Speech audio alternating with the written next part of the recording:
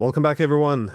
Today is July 30th, 2026, and Professor John Mearsheimer joins us to try to make some sense of the world. So thank you for coming back on.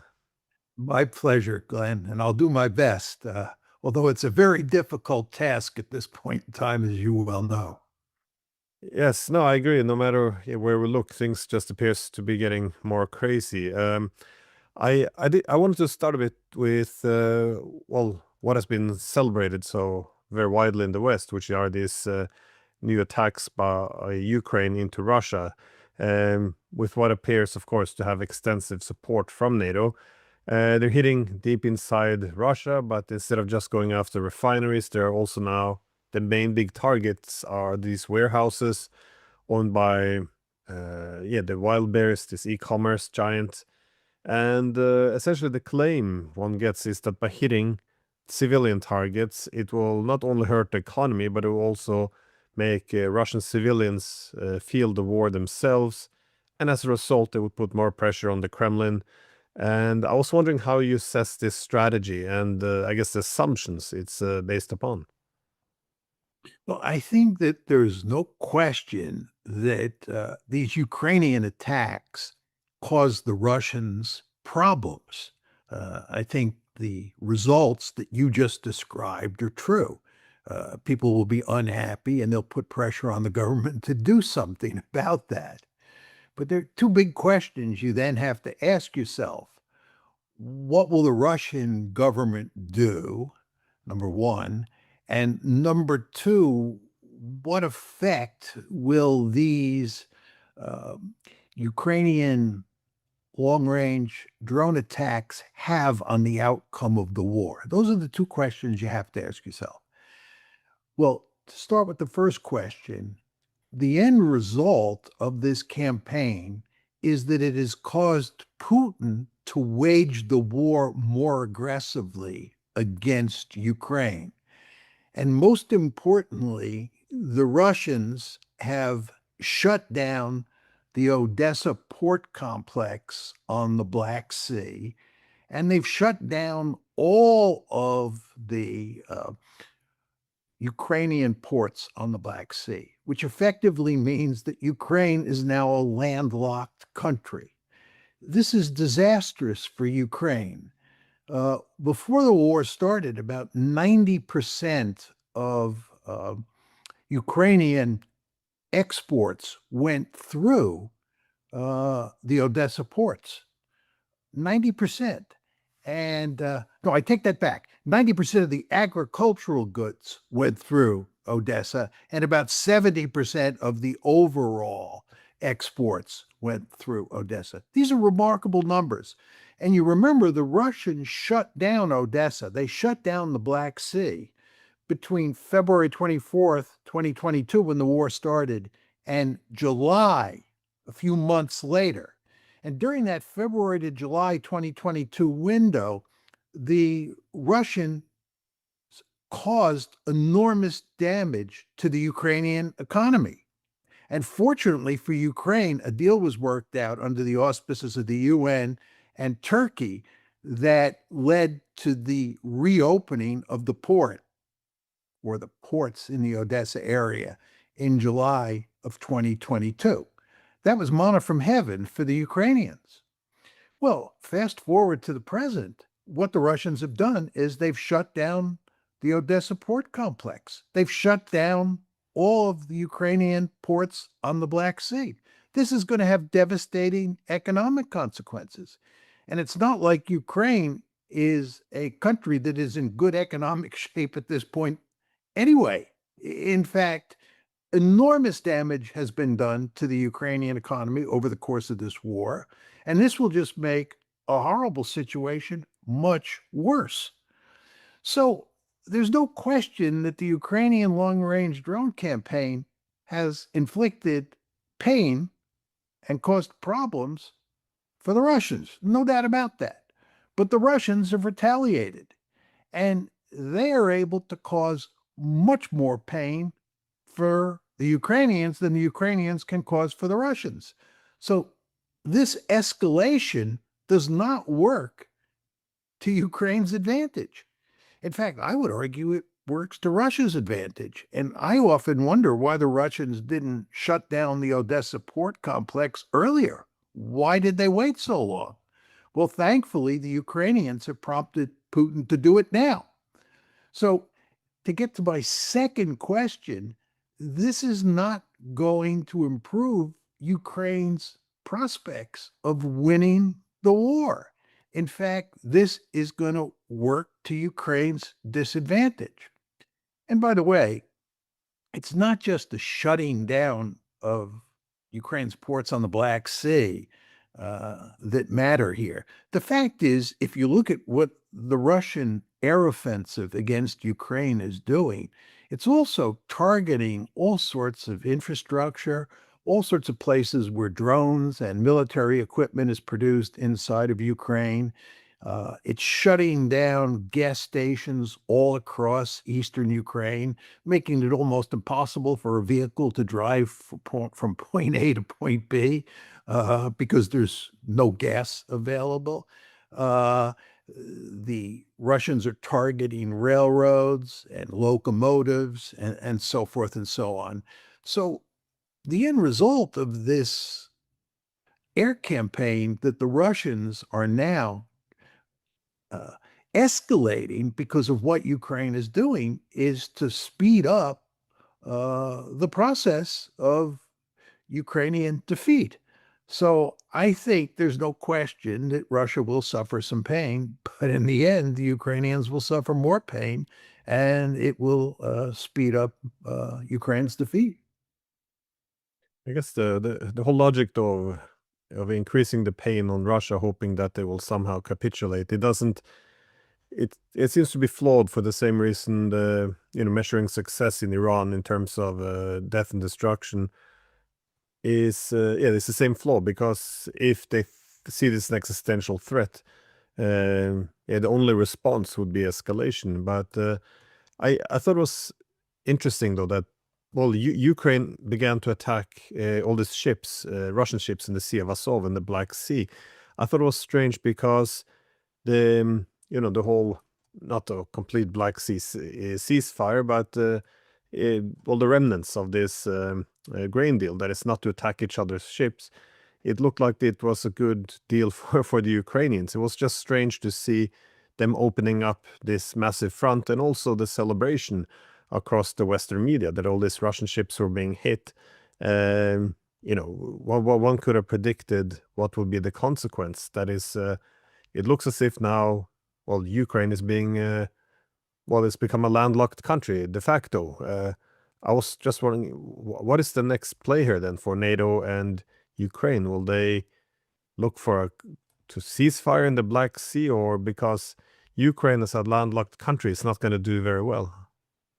No, it's a disaster economically. There's no question about it. As I said, Ukraine is a country that was in desperate straits economically even before this Russian campaign against Odessa ramped up. I mean, what's going to happen here is that as a result of the air war, uh, Ukraine's economy, its infrastructure is going to be wrecked. And at the same time, the Russians are going to steadily improve their situation on the battlefield. They're already doing that. It's quite clear that they're going to control all of Donbass by the end of this year. And I think at this point, the only interesting question is how much territory the Russians ultimately end up taking. I think in the end, they'll take Odessa. And the incentives to do that are clear from what we were just saying about the effects of turning Ukraine into a landlocked country. You want to remember here, the Russians, I believe, are not in a position to win a decisive victory and conquer all of Ukraine. They would be remarkably foolish to attack into Western Ukraine. And the end result is you're going to get, I believe, in the end, a rump Ukraine state. And you want that rump state to be as economically weak as possible if you're the Russians. You want it to be a dysfunctional rump state. That will be Russia's goal. Russia's goal will be to conquer lots of territory and not get bogged down in territory that's mainly populated by ethnic Ukrainians, and then that make sure that rump state that's left, that rump Ukraine, is dysfunctional. And taking the Black Sea ports is a major step in that direction. So I think what's going to happen here is that the war is going to play itself out. It's going to be settled on the battlefield, and the Russians are going to win an ugly victory, not a decisive victory. They'll win an ugly victory. And you'll get, a frozen conflict at some point in time. I think that's the direction that you're headed in. And I don't see how the Ukrainians can turn this around. As you know, Glenn, there is a huge amount of attention paid, even in the Ukrainian press, to the fact that the army is suffering a significant manpower problem due to draft dodging and to the large number of soldiers who run away from the battlefield, who are AWOL, as we say here in the United States. Uh, so they don't have much manpower up on the front lines. And everybody admits that this is a huge problem. And when you look at the state of the decision-making process inside of Ukraine, it looks like it's a total mess. Zelensky has just gotten rid of the Minister of Defense. He's just gotten rid of his commanding general. They have new people in place, and it's not clear how this all fits together. I mean, the last thing you want to do if you're Ukraine is at a critical point in the war like this is have this political fiasco that leads to the firing of sort of what I would call, aside from Zelensky, the two key decision makers in the national security process. But that's where there are. That's where they are. So I think when you look at what's happening on the battlefield, the fact that the Ukrainian front line is buckling and that the bombing campaign has now been ramped up and is working in major ways to Russia's advantage. And then you look at the political situation inside Kyiv, especially with regard to the commanding general and the minister of defense. You can't help but conclude that Ukraine is in really deep trouble. No, deep trouble indeed, but it looked as if across the West, there was this huge push in the media to sell the idea that Ukraine had turned the tide. And indeed, it appears to have, well, at least been successfully sold to Trump. He seems to have gotten on with, well, that assumption that Ukraine is now winning. He made some comments towards this end and also signaled that the US would support Zelensky to a greater extent. But it's kind of strange because as we see this turn the tide, well, it appears to have lost some of its momentum because I think if not a collapse, at least the decline now is becoming quite evident. And this could have been reinforced, it seemed, by this. Well, it could have affected at least a speech by Putin recently, which you probably watched, in which he looked very confident, arguing that, well, Russia will likely move a lot faster now. I was do you see then the front lines? As you said, of course, they're cracking. The political situation isn't good within. The foreign support, well, it's also becoming problematic. Do you see a end game or things, uh, yeah, escalating or spiraling, going worse for the Ukrainians at this point? Well, let me make one point and then ask you a question. Uh, I think it's hard to say exactly how this ends and when it ends. And the reason is drones. I think if there had been no drones in this conflict, the Ukrainians would have lost a long time ago. What's really saved them is the appearance of huge numbers of drones up on the front line that have basically forced the Russians to move very slowly and very carefully, and have allowed the Ukrainians to compensate for the fact that they're badly outnumbered in terms of troops on the front line. And furthermore, that they don't have enough troops to thickly populate the forward lines. Absent drones, this would be catastrophic for Ukraine. But given the presence of large numbers of drones up on the front lines, the Ukrainians have done a quite good job, especially when you take into account the fact that they're so outnumbered, in holding off the Russians, or let's put it this way, slowing down the Russians. So, given the presence of drones, the Russians are making progress for sure, but not rapid progress. Now, Putin would like to see rapid progress. Whether that happens remains to be seen because of the presence of drones. But nevertheless, I think that the Ukrainians are doomed up on the front lines. So that would be my main point. The question I have for you is, you talk about Trump sort of deciding now that he is going to once again support Ukraine. As we both know, he's gone back and forth on this issue. But if you look at what happened at the G7 meeting in June in France, and then in early July at the NATO meeting in Ankara, it looked like Trump was impressed with what the Ukrainians were doing. He had bought into the propaganda campaign that said Ukraine had the Russians on their back feet. And he sort of threw his lot in with the Ukrainians. Okay. But the question I have for you is, so what? What is Trump going to do? Is he going to give the Ukrainians more weapons? Is he going to give them more patriots? That's meant as a joke, right? What are we going to do? Do we have the weaponry to give the Ukrainians? Is Trump showing any interest in giving them many, many millions of dollars? No. I mean, he'll continue to give them intelligence support, but we've been doing that all along, as you well know. So even if Trump has changed his mind, does it matter? And with regard to the Europeans, are they going to up the ante and do more to help Ukraine? What are they going to do? They've been giving them as many drones as they can. They've been giving them intelligence. They've been egging them on. They've helped formulate this propaganda campaign that's designed to help Ukraine. But as you and I were saying at the top of the show, has basically backfired. What are they going to do? The situation, not to talk about the Middle East now, but the situation is analogous to the problem that Trump faces with Iran. What is he going to do? What's the magic formula? There is no magic formula. We can talk about this later, of course, but there's no magic formula that Trump can turn to win the war against Iran.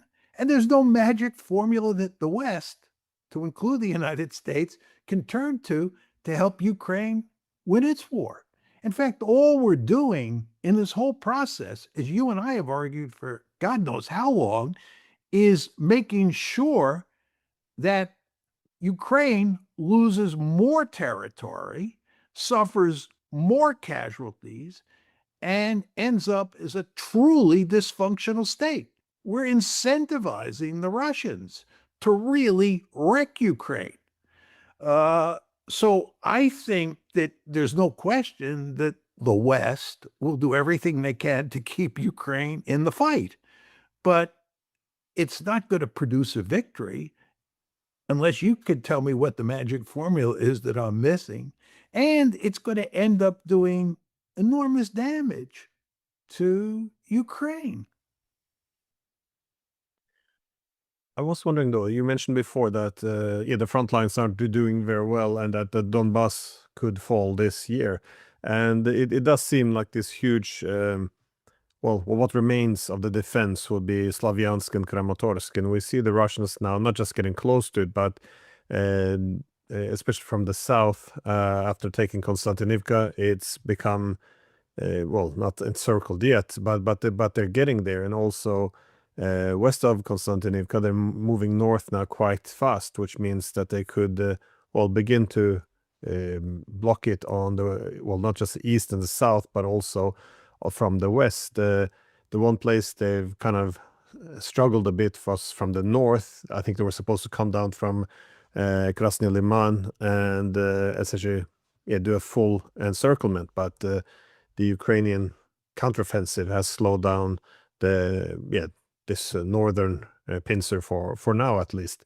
But yeah, I guess my question is when this happens, because it looks like it's only a question of time now. How do you think the Americans and the Europeans will respond? Because it looks like the political class here is very committed to the whole Ukraine turn the tide propaganda to, again, keep the war going. So when this, you know, narrative falls apart, you only kind of have two options. Either you escalate or you go to diplomacy to try to, either of those two to rescue the situation. What do you think? Do you think the Americans, the Europeans will all, agree on this, walk in lockstep, or do you see them fragmenting on this issue? Let me add one other dimension to the basic scenario that you described, and that is that the Europeans especially, but the United States as well, or at least key elements in the United States, believe that Russia is a mortal threat to them. So we're not only talking about the Russians defeating Ukraine and threatening the future of Ukraine. We're talking about the Russians being in a much better position to threaten a conquest of Eastern Europe or maybe even more of Europe. And I don't believe that's true, but many in the West believe that that's true. That makes the situation that the West will face when Ukraine eventually gets defeated in Donbass all that more scary, all that more dangerous. And that then feeds into your question, what will the West do? Um, what will the West do if, the Russians find themselves in a position where the Ukrainian army is beginning to crumble? This is a very real possibility. I mean, this often happens in protracted conflicts. This is what happened to the German army in the late summer and early fall of 1918. It was a formidable fighting force when it launched the Ludendorff offensives in March 1918. In fact, people worried that the Germans would win the war in March 1918. And of course, the war ends on November 11, 1918, with a devastating defeat for the Germans because the army just eventually fell apart. It crumbled. And I think that could very well happen to the Ukrainians. And then the question is your question, what does the West do? And what can we do militarily? You say we have maybe two choices. One is to escalate, and two is to turn to diplomacy. Uh, but what does escalation look like? What's going to happen? I mean, is NATO going to enter the fight at that point in time? I don't think so. I think that we do not have the capability, number one. The European armies are pathetic fighting forces for the most part, especially the British and German armies. The idea that they could go up against the Russian army and defeat the Russian army, I would not bet a lot of money on that. But the more important point, Glenn, as you well know, is that the Russians have many nuclear weapons. And do we want to get into a war where we provoke the Russians into maybe using those nuclear weapons? I do not think so. So I don't think that the West has a military option. I don't see how the West can escalate in any meaningful way.